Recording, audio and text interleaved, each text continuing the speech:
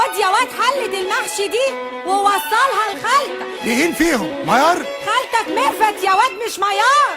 ميرفت نزلت الصبح اوصل حلة محشي لخالتي، ورق عنب فلفل رومي وكرومبا واستفندي. اول ما نزلت الشارع فوقت وفوقت من الزحمه، من كل واحد وواحد واحد يا رب الرحمه. يا ترى الزحمه دي ليه؟ في حد يوزع لحمه؟ بصيت في ساعتي لقيتها اتنين يا منجم الكوارث. ساعه مروح موظفين وخروج كل المدارس، زحمه ومفيش رحمه وكله عالكلاكس دايس. اصوات معجونه في بعض واعلاها صفات السايس.